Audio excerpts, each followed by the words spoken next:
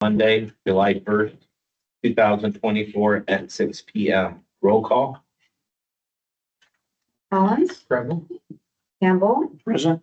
Dockery, Present. Yossi, Present. We got a note here that Adrian Blackwell will be a little bit late. Looking for a motion to approve the agenda. So moved. Second. Motion by Campbell, second by Dockery to approve the agenda. All those in favor say aye. Aye. Nays, the ayes have it. Number 3, old business, discussion on the Clare Road corridor study results and concept. And over to you.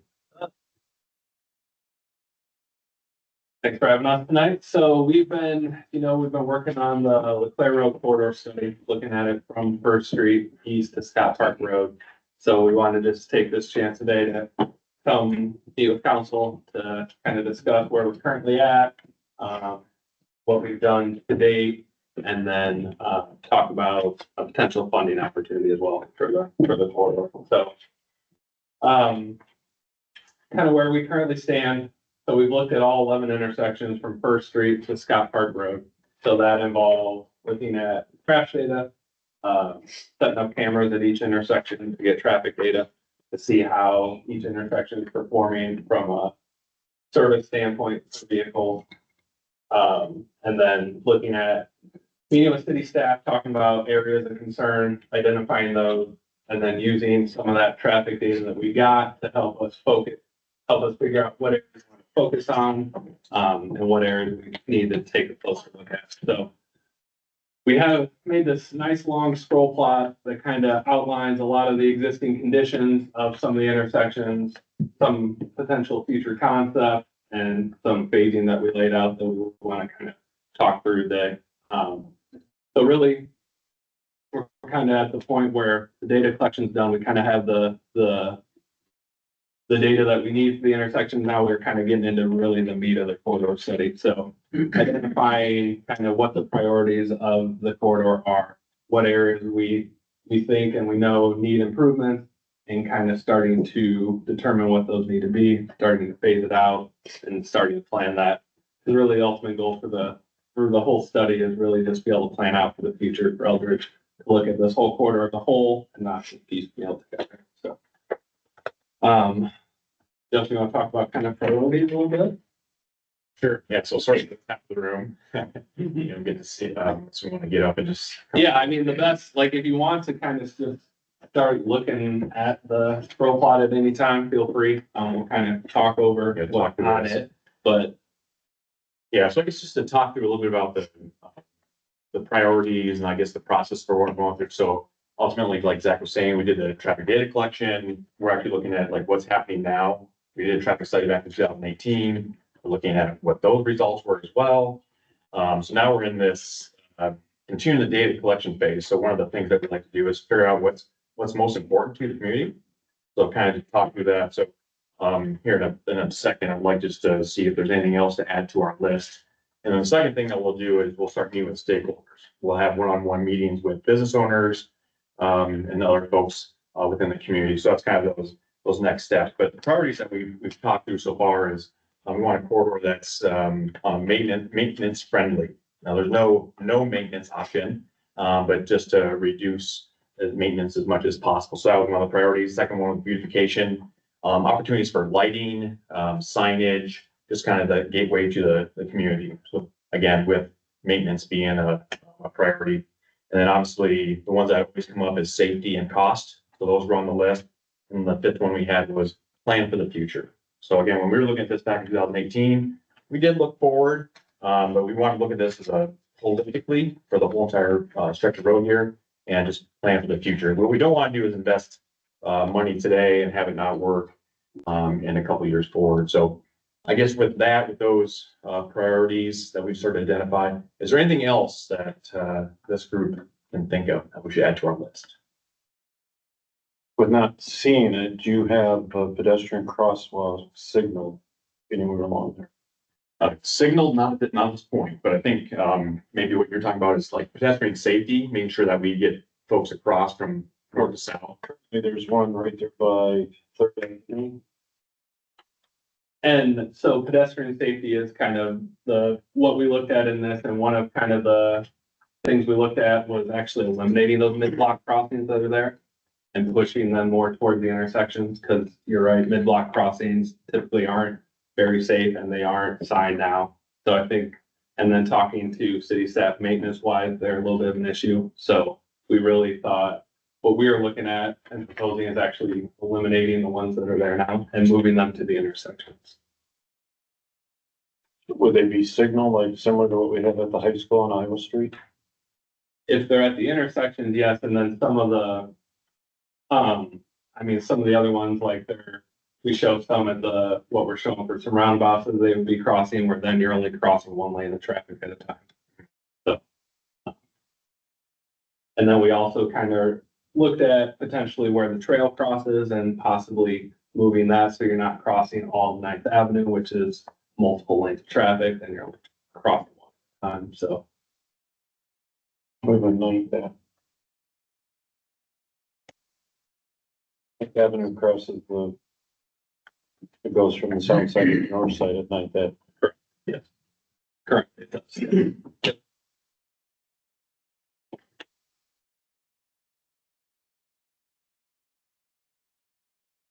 What about Leclerc Road? So if you go up, and look at the scroll that they have, it's got at each intersection, it's got a rating, I guess, on how that intersection is currently performing. It's got options for the concepts, crash data, all of that included, so. You guys wanna see? Yeah, and we can just start talking through the intersections if you guys want to right now. So, something you can send to us electronically. yeah, we can. Yep, definitely. It's a very large spot, but yes, we can. Zach, I guess why you talk about Yeah. each intersection, and I know you made a good point. We don't want to do something now that's gonna be not work with the flow pattern down the road. Yep. But with that said, I know we've got some, one stoplight that's already been approved. And I like this concept, and I'm not saying we don't need it, but Lincoln Road has to be a priority. This is not gonna have detrimental effects to the community fixing as quick as fixing Lincoln Road is. I just don't wanna always focus on that because that's can't fall off the plate. And I guess what I'm saying is I don't wanna tie up with too much dedicated monies on this until we've got the other solution figured out. Yeah. So, Yeah, and as far as, timeframes and stuff that you want, like that's, we can totally, that can be, determined on based on council priorities, but yeah, we're just trying to plan this out for the future. So, yeah, it doesn't have to be. With our current traffic counts and totals, and you get the data up there, I can't see it, but you're looking at 2 years, 5 years, or 10 years to get this done. So what we're showing, so really the intersections that, need the most attention based on the traffic data are 4th Avenue, which we know. 6th Avenue to a lesser extent, actually 6th Avenue from a level of service wise is not performing the best, but from a signal warrant, it doesn't really need signals at this point, and really forecasting out to the future, it really doesn't meet those warrants either. 20 years down the road. The other area that actually currently is performing the worst is the southbound off ramp from Highway 61. So currently that meets the warrant to do some type of operation, basically to better get traffic to flow. Primarily the people coming in is trying to make those turns off the southbound ramp. So. The state problem? The city problem? It's a state road. Leclerc Road is a city problem. So that's kind of why we have this shown as like a phase 2 from 9th Avenue to 16th Avenue is really kind of your big chunk of project. And that's one that, yes, it would need DOT coordination. Try, because yes, the ramps, any work on the ramps would be coordinated with the DOT. When we did the northbound off ramp there in 61, state came in and widened that thing. So there. Yep. Okay, so And that's something that we've already started to reach out to DOT to kind of try to get that conversation started and see what their plans are for the ramp and how that can work in conjunction with this. Cause I obviously, forgot to ask permission to speak. Is the public go out loud to speak? Right now it is, yeah. Thank you, I appreciate that. I got an idea here too, because I'm looking at it, that's North Bank Avenue right here. In terms of semi-traffic, and there's a lot of semi-traffic there.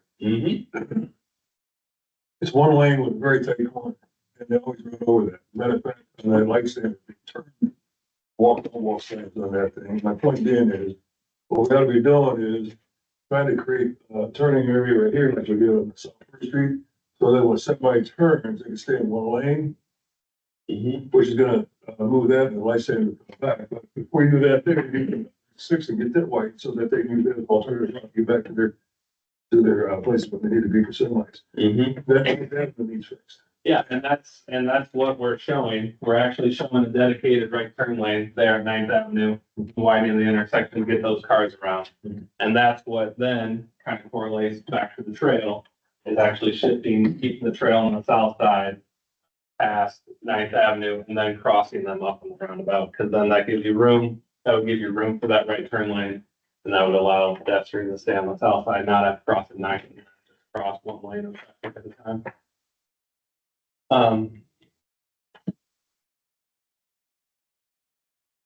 Trying to speak a little bit to your comment with Lincoln Road. So we do have efforts going on for Lincoln Road simultaneously with what we're doing with, LeClaire Road. They've got different opportunities for funding.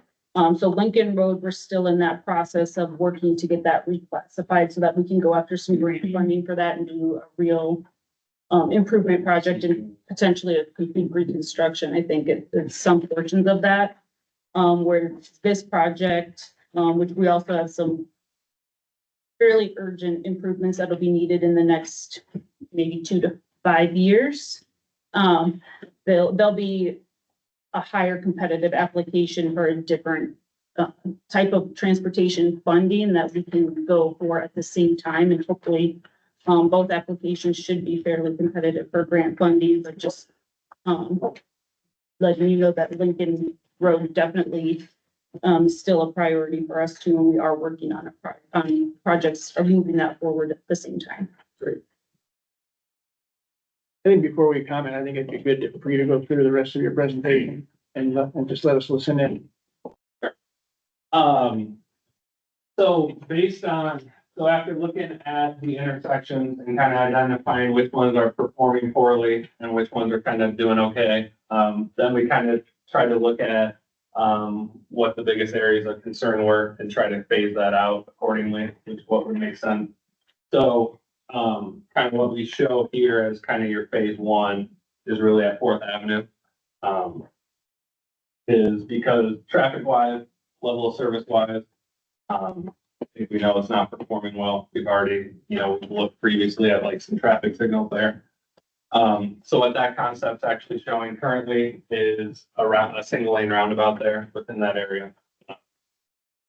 That would help ease the flow of traffic. It kind of, being one to look, it kind of shows right now, the peak hours, that intersection is performing at an half level of service for southbound people trying to turn left. Putting either a signal or a roundabout in with, then you bump you up to an A, which obviously is your best. So just continuous flow of traffic that way. So that one we show is kind of the phase one, and kind of the reason we do that is also goes twofold with a funding opportunity that we can talk about in a little bit. So then the next phase really is this blue phase from 9th Avenue to 16th Avenue that we talked about. And mainly that's because we know that's probably the area where the pavement's in the worst condition. It really needs probably the most attention, that area between 9th Avenue, like you mentioned, like the widening, and just kind of the deteriorating of pavement. I think, in the next couple of years, something's gonna have to be done on that portion of 9th Avenue, whether or not it's just, patching, or if we want to look at a bigger project that it would entail. So really, we looked at that portion as, that's really your prime opportunity to make kind of that area of town your, gateway into town. Kind of the first thing people see when they get off the highway, and kind of the last thing they see is they head out of town. So there's really would be a cool opportunity to do some real beautification or kind of cool things in that area, whether or not it's signage or anything like that. But obviously that would be a much larger project that, that would take like the funding, the DOT coordination. So, I mean, that's not necessarily instantly down the road, but that's probably in the, 2 to 4 year timeframe. And then our phase 3 that we show over here, really that's at 6th Avenue. Cause that's not quite performing as poorly as 4th, but again, the people southbound trying to turn left during those peak hours, they back up because it's difficult to make that turn. So we show an option for taking care of 6th Avenue. And again, that one's probably more in like the 5+ year range. Cause it's not as critical. And then kind of the phase 4 that we show here is from 16th east to Scott Park Road. And really that's showing a potential future, widen it to 3 lanes, but really that's more contingent on, if any development comes about up here. So that's really probably more your 10+ years, and that's probably more contingent on any development that comes. Otherwise, it could just be, a resurfacing or whatnot, is that fortunate. It's gonna need something that's rutted so bad and you Yeah. get hydroplaning when it's raining or you get ice in it. Yeah, so. Would a single roundabout be enough for volume? So if you had one on the southbound turn, people aren't gonna be able to get out of there with people constantly coming off the northbound. Yeah, single lane roundabouts typically are, perform very well up to like 20,000 vehicles per day. And I think this offering right now is seeing about, I think it's 11,000 vehicles per day. That area of Leclerc Road. And we kind of we looked at the counts we did in 2018 and the counts now in 2024, and really they're pretty much, they haven't really increased very much. So they've been mostly flat. So yeah, a single lane roundabout would perform very well there. So, and really it's just kind of taking into that maintenance thing, back with one of those priorities that we had is kind of why we're showing some of the roundabouts in here as opposed to traffic signal. Less maintenance for city staff, less upkeep for the signals, less pavement too. There's really, you see, which it kind of shows on here, you really see a big reduction in the amount of pavement with the roundabouts versus just like the open 3-lane sections. So less plowing in the winter time for public works and things along that line. So it just kind of goes back to the priorities of maintenance and kind of why we are showing what we're showing here. For the 4th Avenue roundabout, you mentioned something about funding opportunities, is that correct? Yeah. Are you right? Justin, you want to talk about that a little bit? Yeah, so every year, Iowa DOT asks for applications, and those are due August 15th. So it's coming right up. And basically what this program is, TSIP is short, but it's for traffic safety improvements. And what they'll do is they'll up to $500,000. So anything from safety improvements unmatched. So if you have a $600,000 project, you can be awarded up to $500,000, which is great we're seeing it a lot for like single lane roundabouts, because you're talking probably $700,000 to $900,000 for a roundabout, single lane at one intersection. And if you can get 75% of it funded, a lot of communities are really going after that type of funding source. Really great because again, you don't have to have match to go with that. But it is timely. So I mean, we're about a month and a half away from having to submit your application. Timing also is, you'll find out in November of this year, and then you'll have the funds available the following July, the next fiscal year. So that's the sequence of how that's available. So we wouldn't be able to start any construction or do anything like that until after July. But you can also wait up to 2 years to use those dollars. So yeah, I feel it's one of the best programs that DOT has. Just because of the available dollars. Will we have to acquire more right of way for the single roundabouts? At the corner, in the corners, there's a little bit to get the sidewalk and trails around that yes, there probably would be some right away that would be needed. At either fourth and sixth. So I mean, if we're looking at building towards the future, Mhm. would we acquire the right of way to put a double in? So we did look at 2050, so we projected volumes to 2050. And it was still a single lane roundabout would operate acceptably that far. Again, and we used a 0.5% growth. Like Zach was saying, up to this point, from 2018 to today, it was about flat. So to project a 0.5% for 20 years, that roundabout still worked. Is it in traffic or growth in population? Traffic. Growth in traffic. So we look at kind of we took into account all the subdivisions going up here to the north and the other, planned development that we know are happening. Those took into account and went into those counts as well, into that growth rate. I think to your point, we can still, we haven't gotten into design. We're still looking at this entire corridor. The big thing tonight was to talk about the funding source, what's available, and just the opportunity to submit the application. We still don't know if we would be competitive, if we would be awarded it. But we still want council on board, because what we don't want to do is submit an application and have the city not support it. So that's that's why we're here today. But yeah, we're gonna spend more time meeting with stakeholders, working through just other design options, just making sure that we are planned for the future, then also just make sure that we're picking the right solutions. I think we all agree that Fourth is a problem. We've had that discussion and traffic is lined up back there. We've all been in that line and haven't been able to turn left, and all the new construction that's going on north of Franklin, I think it's even gonna get worse. And so I think that we need to do whatever we have to do to fast track this, to kind of do this application by August 15th and do our due diligence and see where it stands. I think it's a no-brainer from my standpoint. But we've also already earmarked 350,000 for stop lane. Already in our 450. 450.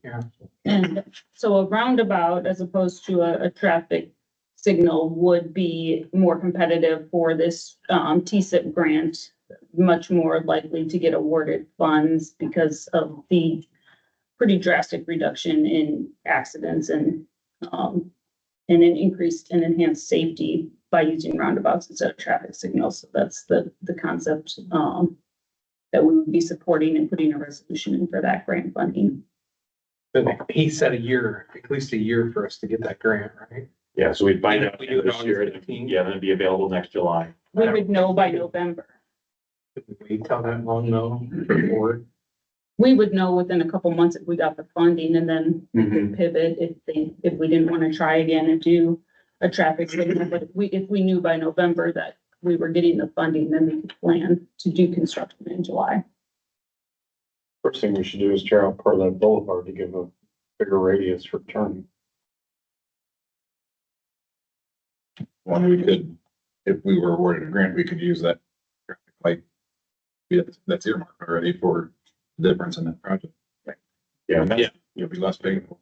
Yeah, and that's kind of really the great thing about the TSIP is, if you get that $500,000, really, you take that off and that's probably, what's left so you get a roundabout for what you would be putting towards the traffic. So, and the $350,000 gets you just the equipment.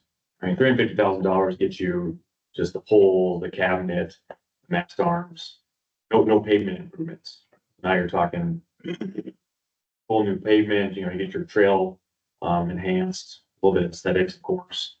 So yeah, it's a win-win for. I will say, as the guy that gets all the complaints that come into the office, that I know that people have been very vocal at these meetings about Lincoln Road, but I've received more complaints just in city offices about what happened and people wanting it. Mhm. So from my point of view, I've received more complaints than you guys have about Lincoln. Just, You have a preference between a stoplight and roundabout? No, I mean, these are the experts. I mean, if they're saying roundabout, I mean, I'm gonna rely on. I've never been a big fan of roundabouts, but the more you see them, the more I get used to them. And, you know, I could live with it now more than I could 5 years ago. But if you're on Meadow Road by TBK, you get dizzy going through. Right. But you don't sit. You don't sit, but those are double running.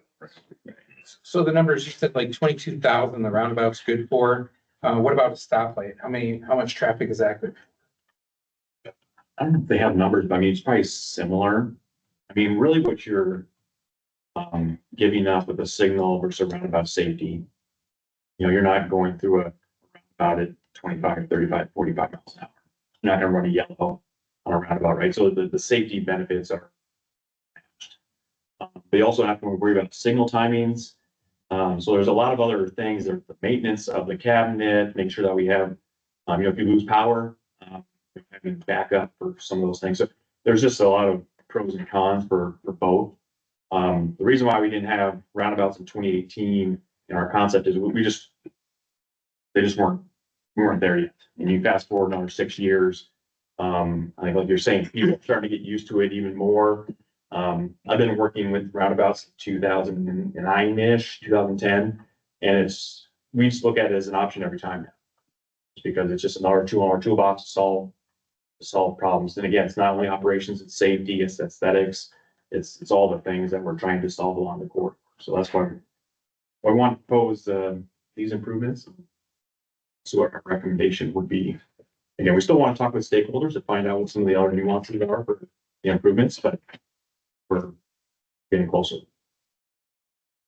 Like Jeff said, you guys are the experts. I think we need to at least take the next step to go down this road and see where it ends. Or we can have a combination of both of them.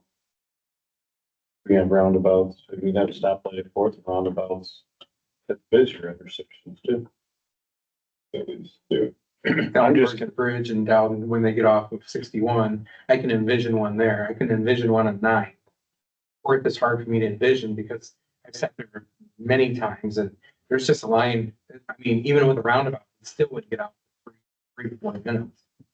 Even just waiting for that line to come through, not let alone the other side. Rush hour, you're gonna have the same thing on the ramps at 61. Right. So I'm kind of, my initial thought was to have the roundabouts south of 9th Avenue and still have a stoplight on 4th. You might be surprised. We can run some simulations for you and show you some other examples where we've had these similar conversations. Where should we use signal versus roundabout? Then what that end result was. We can certainly show that as far as we move forward. But yeah, it would be nice to like get some agreement that we can move forward at least with the application. But yeah, we can definitely spend more time. We're working on truck study too, a corridor study to show what all the volumes were, all the turning movements, so we can spend some time talking through that as well. Does the application that you put in an alternate plan compare to the roundabouts to put in singles? Does the state or federal government that you do that or not, or whatever you say? As far as like backup, Yeah. or a different, what you go in with is really what they're asking for to be, and that's part of the resolution that we'd be asking for is, in that language would be, yes, the city's on board, yes, the city will maintain. Because what they don't want to do, like we're talking, is to just show an improvement and then have a city change their mind. So we want to make sure we're trying not to rush this process. It may feel like because we're only a couple months away, but sometimes timing, because they might come back and say no, and then what we can do is redo our application for next year. Maybe we make it more competitive or change some language. They'll give us some feedback on why we were selected or not. We've done that in the past. But you guys feel that the roundabouts are the best way to go, safety wise, that's what the community are doing throughout then, so, okay. I just, with that being a east-west thoroughfare there. You mentioned easier to plow, so wouldn't that collect snow and snow drifts in the winter?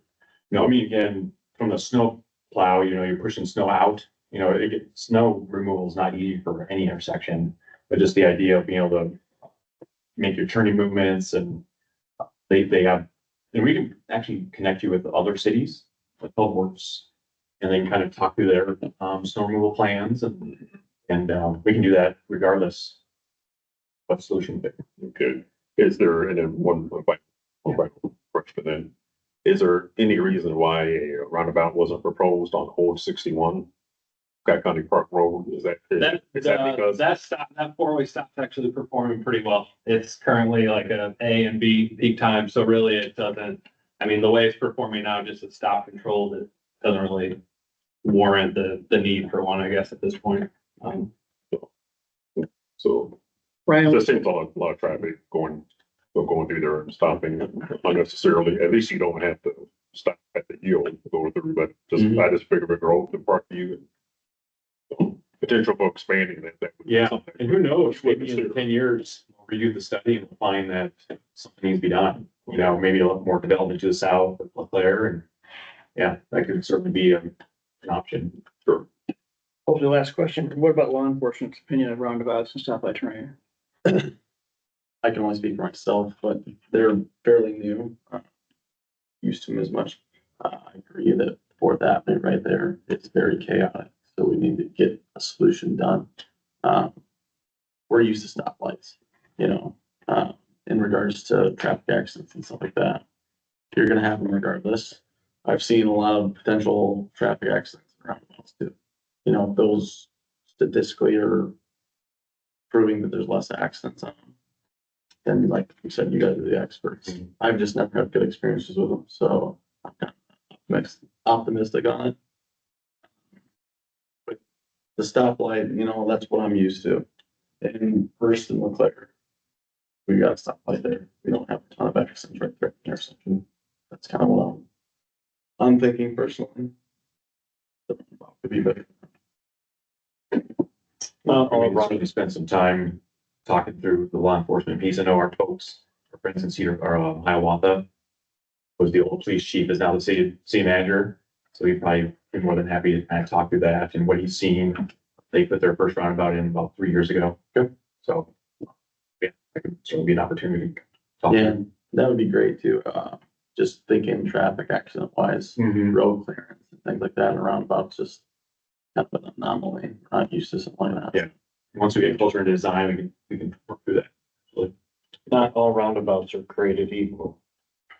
So what kind of radius are you looking at these? Hey, you're right. They can be as small as 65 feet. You can get semi-turf. Yeah, we're not proposing that. So what we have shown here, and we haven't got into design. We're showing 130 feet just to find out how would that fit within the right of way today.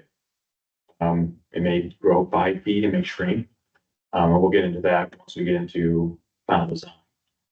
But, yeah, that 120 to 140, that's, you can get a semi through that. We've designed a number of roundabouts now. Depends on the driver. I think that's probably standard for anything. You're on something, but yeah. We have a company here in town that it's not uncommon for them to have 70-foot loads. Yeah, so I think what we'll do during final design, we'll find out what is that worst case scenario. We call that the design vehicle, and then we'll run that through our modeling software. We'll make sure that any vehicle can get through there. Yeah, all good points. And even being a single lane, would it still have a turn lane on each one though, for ease of cars turning right? Yeah, no, one lane, just train one lane exit. That's all you need. Yeah, that's all you need. Yeah, I mean, you come maybe, with the single lanes, as you come in, you kind of have that offshoot. It's not a turn, but your first leg. Okay. Like, One lane, yeah. because really the whole point of roundabouts is to slow down the traffic too. So you don't want like cars that are just going right. You don't want them to be able to just fly through. The guy in the uniform can slow them down faster in a roundabout. Do you think it'll be an issue with Hy-Vee in the gas station right there since Fourth Avenue is so close? People coming out of the grocery store, as other people are going into there. Later traffic. I don't think so. Not in what we've seen. We've had a lot of conversations before and after, and that's something that we'll talk about at like an open house or, talk about it anytime. I just don't know how much time you have to talk about roundabouts today. But usually, again, especially if the first one in the community, that's what we hear is like, we're not gonna have a gap. We'll never be able to enter the round. We'll never get out. You know, they've seen the movies, whatever, but, what we found is that there's adequate gaps. Everybody's slowing down. You choose the gap you want to pick. And hasn't been an issue. And a lot of the roundabouts in Iowa are so under capacity. I mean, it's not until there's, I just don't have any good examples of roundabouts that are at capacity here. Which is a good problem on that. I will just say One more from question. Public Works perspective, Brian and Tony were part of this concept and discussion as well. And I confirmed with them again today, just to make sure I didn't speak on their behalf incorrectly, but they were both very much in favor of the roundabout as opposed to the traffic light from a Public Works perspective. I just want to make sure we don't shift an issue from one point to another because around it. Slowing down traffic too much. Well, I mean, So people are passing there. well, if we make it easier for this intersection to get out, what does it do for this intersection or the grocery store get out? And that's kind of flow of traffic. We're pretty close to First and Claire too. You know, So, the offset. got a red light at east of Claire first, and you got people coming from around. The offset from the Y to Fourth Avenue. That's gonna be calculated in there somehow.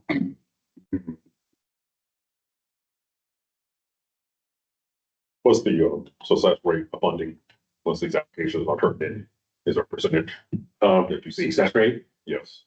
It does depend. It just depends because it's how, they only have so many dollars. And they're starting, the traffic safety funding has just become more popular. So I don't have a good number for you as far as when losses, but we've been successful. And but we're working on good projects that, increase safety, and that's what the DOT is trying to do is, there's crash issues history already, and trying to solve those.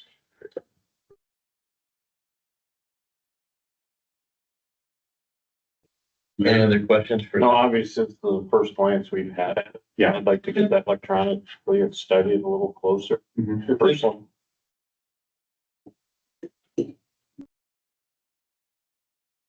Any other questions on Clay Road? What's our drop dead date to make a decision?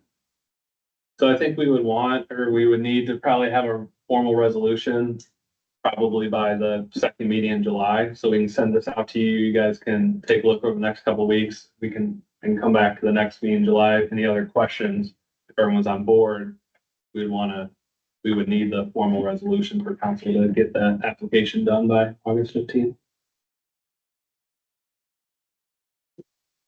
Go ahead.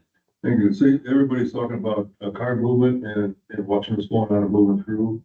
As people are entering into it, the roundabout and or coming off who join into it, everybody's watching cars. But what's your plan for pedestrian crossing? How do they get the ability to go and not stop traffic in the middle of these things while they're waiting for pedestrian to get across? Something's gonna upset. Just get an idea here. It is okay for cars to stop pedestrians. So, and we see that. The second, then they may not. The second thing that's great though is that we put the crosswalks where the car can slow it. So that's the whole idea. Again, when you're looking at the traffic signal, cars are going Sure. full speed. Sure. Even if you're not crossing when cars are driving the main line, they'd be taking a right. So there's always safety concerns with pedestrian vehicles. Nice thing about, again, a lot of roundabouts, we're going as slow as possible. So your pedestrian crossing is gonna have lights on it also for people and be off of that a little bit? Yeah, we're not proposing lights. Street. We're not proposing lights at this point. So the pedestrians cross the street with no assistance. Oh, And then each splitter island has a area where they can cross one lane at a time. If they need to.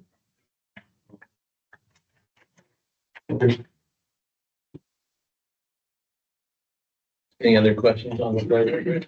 Thank you, Mary. Could you include a typical roundabout drawing? You're talking about cross section through the middle of it? Absolutely. Sure. Yep. what something like that looks like, because we'll have snow removal challenges to that too. I mean, we do the bike path now. Mhm. There you go. Oh, yeah, yeah, sure.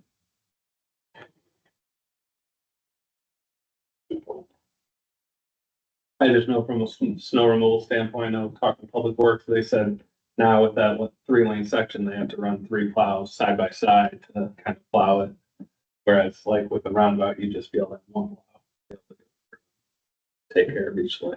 So I like plowing straight than going around something personally, but if those doggone planters were in the middle of Clare Road, they could run down it and get your clean grab.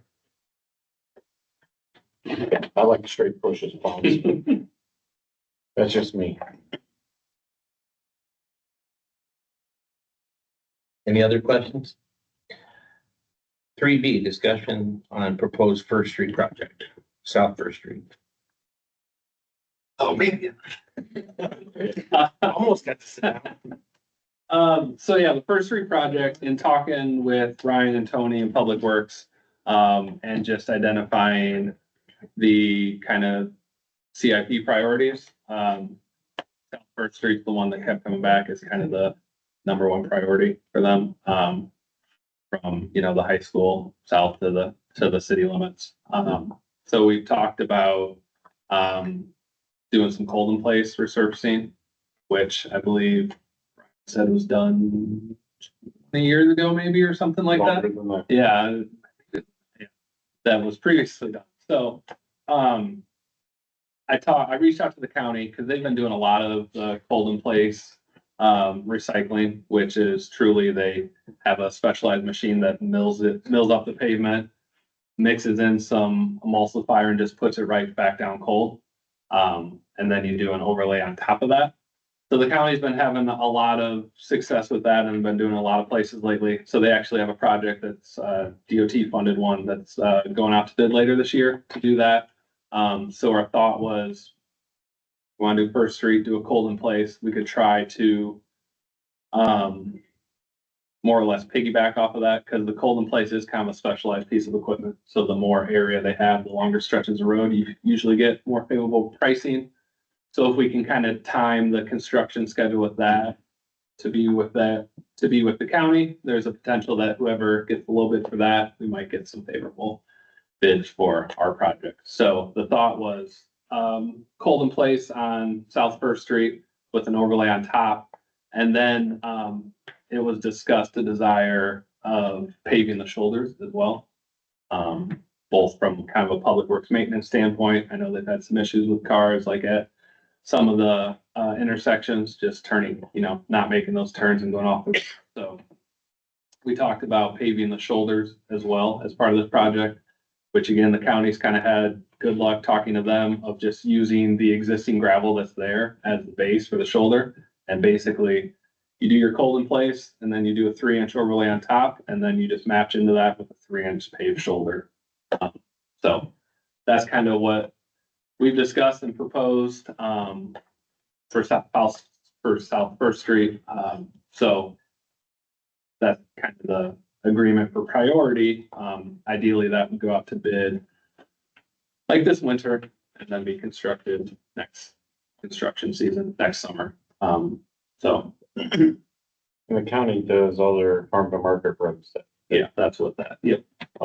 Is there any shot, is there any farm to market funding with all the trucks heading to the elevator here? I don't know that South First Street would qualify for that. And we could we could look into that. That would just probably push us, back an extra year, to doing anything on South First Street, but something we could look at. And then there was discussion at one point about possibly a roundabout at Lincoln and South First too. Or So kind of piggybacking off of that, which Nevada mentioned, so we just submitted this week, or was it this week or last week? Last week. Last week, to the DOT for a TEAP application, which is Traffic Engineering Assistance Program. For the Lincoln and First Street kind of intersection and those kind of corridors along Lincoln Road, kind of talking about the safety concerns with the pedestrians. That's kind of the main focus of it, getting people safely from those residential areas to the trail. So if that gets approved, what that would do, that would give the city 150 hours of free engineering or traffic engineering to look at that intersection and that corridor to see, give us recommendations for improvements. It would identify some potential funding sources and whatnot from that. So that would kind of help us kind of look at that whole stretch more. And again, if awarded, it's completely free to the city. And when does that get awarded? So we should hear back in 30 days if that gets awarded. And then there's probably a little bit of a, if it does get awarded, turnaround to kind of get it kicked off. But it's a quicker turnaround. It's much more kind of informal of a process than some of these other grants. It's truly just had to write a letter and send it to the DOT. So it's a really good program. And then if we, for whatever reason, don't get that, we can still look at the options ourselves. The sooner the better. First Street First Street needs to be done now. It's pretty bad to run the holes and trying to turn all there Black Hawk. Just like you're just going over rubber strips and speed bumps right there. So that needs attention. It needs attention now. Roosevelt starting to get that way too.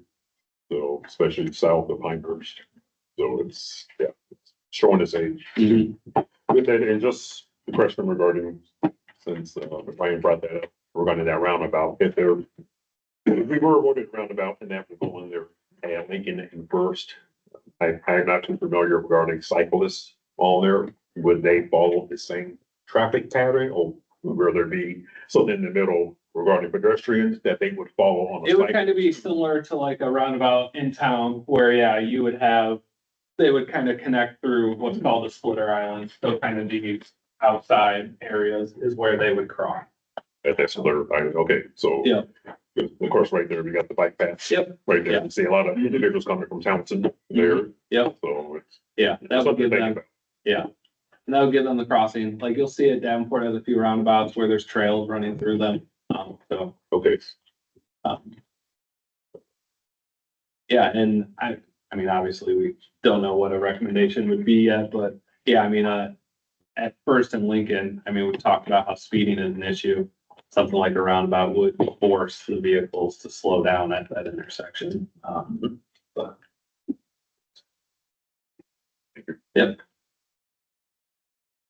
Any other questions on South First? All right. Thank you, Zach. Thank you. 3C, discussion and update on CIP planning. So just to kind of tie these first two topics together and how they fit in what we're looking at as a bigger plan, working with Zach, of course, and Brian and Tony at some of the projects that they've identified that are more urgent, what ones we would do with local funds, and then the bigger projects that we need to do some planning for to be able to submit for grant applications. So this TEEP application that we sent in, if we get awarded that and we do go ahead and move with bidding a project for South First Street using local funds for next year, those two projects, or I guess the study for the TEEP grant and the South First Street project will work to make a more competitive grant application for something larger on Lincoln Road. Based on what they find out with that intersection and that study, and then the outliers of those corridors with that. So that's what we're looking at as a bigger plan. And then we built kind of a 2 to 5 year CIP for some of the smaller projects, including First Street and parts of LeClaire. But if we do end up getting those grant funding, we can fit in additional smaller local projects. So I'm going to hand out to you guys what we have started for our kind of first draft of a CIP project for 2 to 5 years. But then at the same time, we've also got that LeClaire corridor study going on and traffic patterns there. That is a project that we are going to have to prioritize in the next 2 to 5 years, at least certain portions of it. So if we can get that grant funding and use our local funds on some of these smaller projects, that's where all of these different studies and applications are going to come together in the bigger plan. And for each one of these project applications that we submit for grant funding, the other planning that we have going on around it that we can submit as part of a kind of master plan for our streets and our traffic flow, those will all help make more competitive applications for all of these projects when we submit those grant funds. So that's why we've kind of got different areas all focused on looking at different opportunities to send in those applications for funding and then trying to schedule out our local projects as well. I think the council needs to see that list. Yep, I've I got, mean, city staffs put it together. We have no idea.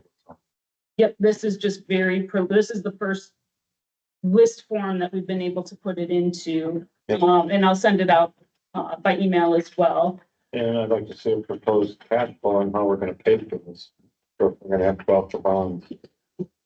So most of these are local funds and we're looking at those larger ones, Lincoln Road, LeClaire Road. Those are definitely going to be ones that we're going to try to secure some grant funding for.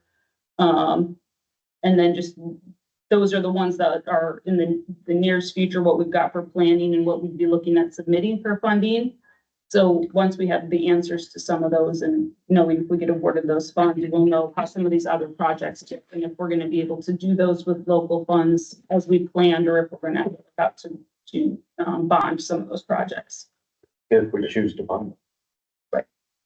It's my understanding too, that any proposal for grant application for Lincoln, that's also going to include church development as well. Is that correct? And yes, that would be our intent, yes, to have a study show and be able to support funding for a grant that would include some sort of multi-use path or some sort of pedestrian. Yep. I guess I would say that kind of the discussion that we just had about South First Street, just like the overlay, the cold and place shoulders, that would kind of be a separate project than what needs to happen on Lincoln Road. Just because, like you said, the current condition of the pavement, so they're kind of two separate items.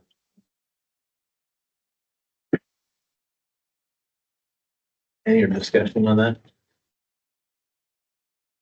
South Fifth Street is up in front of Ed Way. Yes. Yep, yes. And there are other small identified projects too, and those would kind of play into where we get some of these bigger projects funded and how they end up falling into fiscal years, as we get other applications submitted for different funding options.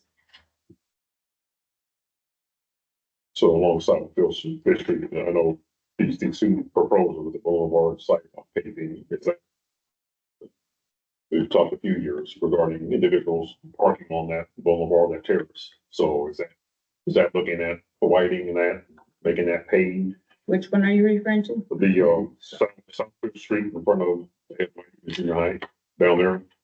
Were that any proposal down there would include widening that street, right? So individuals aren't parking, getting stuck in the grass area. Yeah, I think that one is one that would definitely need coordination with the school district. I know, to kind of see what would work best for them, and I think the thought was to see if there's maybe some type of cost sharing that could happen with that. Users. It is within our right of way, not theirs. We have a beautiful football stadium and a lead pit right next to it this fall.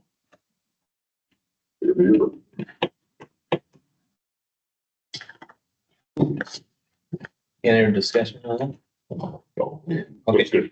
Thank you for your work on that. 3D, city clerk office succession and future planning of that.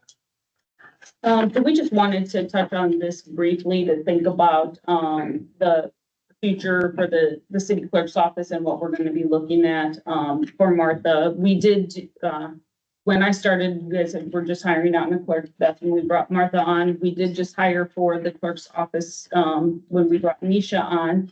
And in that process, we had, at least one, if not two candidates that would probably be a good fit for a city clerk or a finance officer position. And then we talked with Martha a little bit and looked at, what timeline she's thinking as far as, when she's looking to retire. And 10 so, years. that would be ideal. See?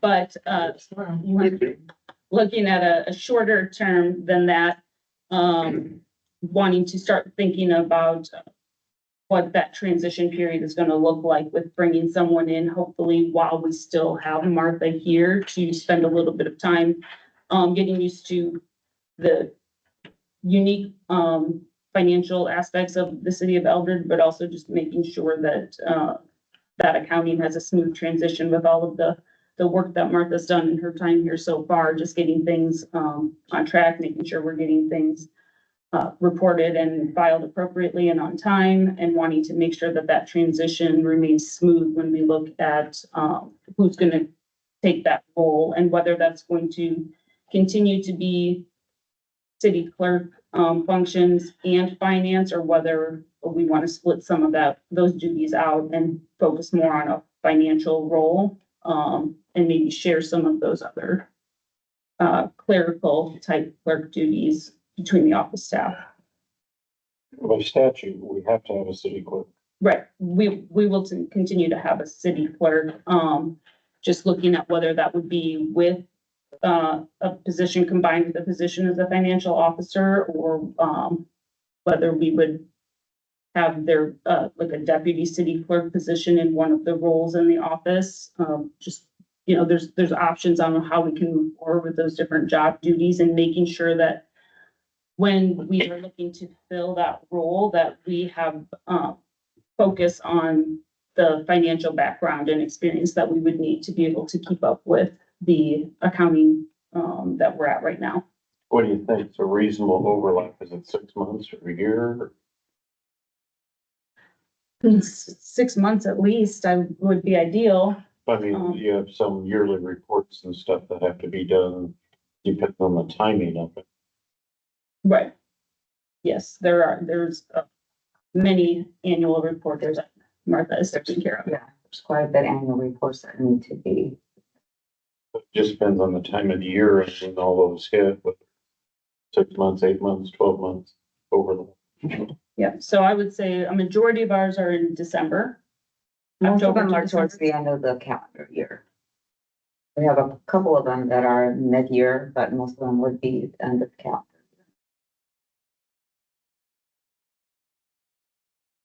I think it's important the conversation gets brought up. A lot of businesses, organizations, they don't do succession planning.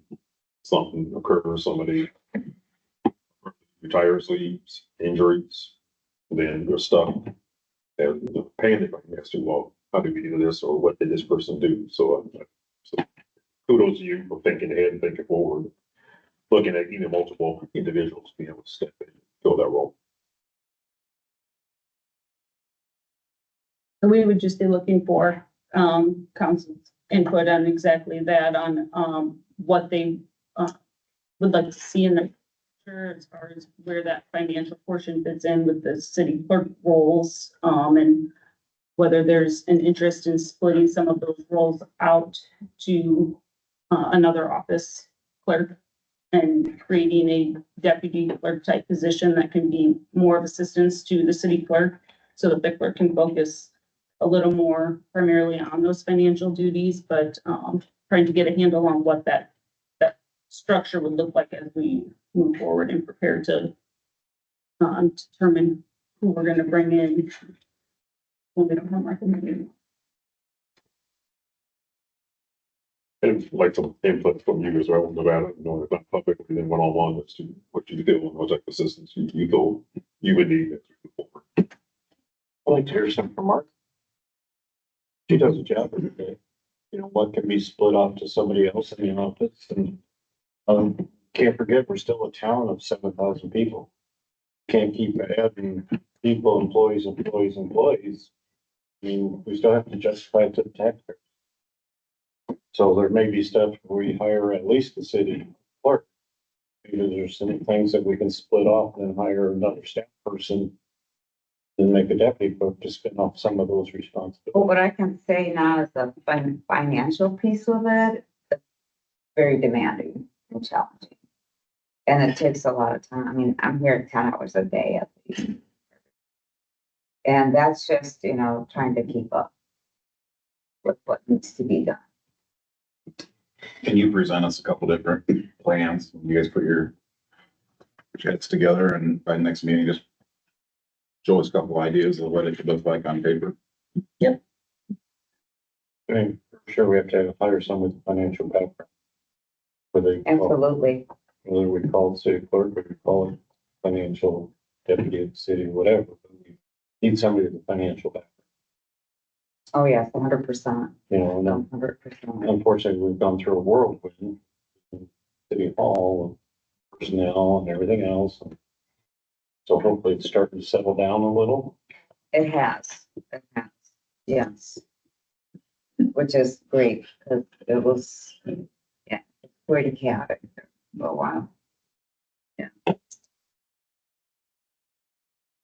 Odd hours, 50 hours a week, so that's gonna be occurring, so definitely need some assistance. That's just motivation for you to retire. See, I made her laugh twice. He's trying to push you out the door. So No, I want to keep Why? it. I want to keep for 10 more years. Thanks, Nevada. Thanks, Mark, for that. If you could put some ideas together. For the last year, number 4, discussion on LE insurance policy for the moonlight enforcement and outside employment overtime for the police department. So just a pretty short conversation probably. Our officers have brought up several times asking about whether or not we would be able to have a moonlighting endorsement for them to be able to work overtime at other events, and whether that would be covered under our insurance policy. I spoke to Seth Porter. We do currently have a moonlighting endorsement on our insurance policy that already exists, so it doesn't cost any additional money. The 2 big requirements of being able to cover our officers if they do choose to do those outside employment tasks is that there has to be a written policy to cover that. The police department already has one that they got developed through Lexipol. We would have to just update a little bit of the verbiage to make sure that the restrictions are included in that policy, but they do have a solid outside employment policy that Seth did confirm would meet the requirements to be able to maintain the moonlighting coverage when they're working. And then the other part of it would just be that there is no coverage for certain activities such as bars, taverns, nightclubs, activities like that. So in addition to adding those to the Lexipol policy that they have, we would just have to make sure, I mean, none of those activities would be covered, so they would not be able to maintain any outside employment at those types of activities. Can you send us a copy of what they have? Because we can't answer that without knowing what's in it. And we're essentially, guys are looking at, we've been approached by like Hy-Vee, you'll see Hy-Vee Security, doing things like that, the fair. A lot of county works the fair, other agencies work the fair. Potentially, I was for the Hawkeye football games. That being said, we did draft up something for an application process for it for the officers. So they would have to fill that out, present to the chief, he either signs off on it or he doesn't. It would never conflict with the scheduled work shifts. And depending on what the situation is that they're looking at the night for. Maybe, I know a lot of the guys do look at mail jacks too, they might. Sure. I know Bendorf does a lot too, but Ivy and the fair were the 2 biggest ones. So they would have to get approved by the chief. It's not going to conflict with their schedule. And it's going to be monitored, and if there's any issues, them moonlighting, say lack of production with duty, with their regular shifts or anything like that, those privileges can be revoked. So it's, How does it address workman's comp? You're injured on a moonlighting. so that's what Nevada was talking about with work insurance. So technically, like when we worked at football, Scott football games, that's probably what that policy covers us on, because technically we get 1099 for the football games. So we're technically working an off-duty event for the school. We do the basketball games and football games. So there would maybe be, we've never had an issue with injury at one of those events, luckily. But I think that would fall into the insurance portion with what she talked with work insurance on. And how does it handle using city issued weapons? Are they excluded from moonlighting? You have to use your own weapon or? No, so they would have to be fully uniformed. They would be wearing an Eldridge uniform, badge, all their gear from work. Some of the guys carry their own personal firearms. anyway, as long as they're qualified on. And the other ones that carry, department issued weapons, that's what they're qualified on too. So they would have all of their gear, what they do now. Being at an off-duty event as well. So. And it would probably, more than likely, wouldn't have a squad car. It would be probably like a personal vehicle to go to like Hy-Vee or, like the fair, for instance. Don't let people take an Eldridge car. They do off-duty gigs, so no. It's not gonna be any of that, but they would be fully outfitted in what they wear for duty. I'd just like to see the actual document so we can review it. I actually brought, I can show it to you. Not We- that here. I'll go through it with fine tooth comb. Yeah, no, you're fine. It's all based off like school policies, so there might be some language that we have to add in. Unfortunately, I don't see any in here, but there are some parasitic attorneys out there that will try to come after us for anything. Any other questions about the police department? That was a quote. Well, that concludes committee of whole. Do I hear a motion to adjourn? Some of them. Second. Motion by Dockery, second by Collins to adjourn. Favor say aye. Nay. Adjourned at 7:07. We're gonna take a 5-minute recess here before we start our next meeting.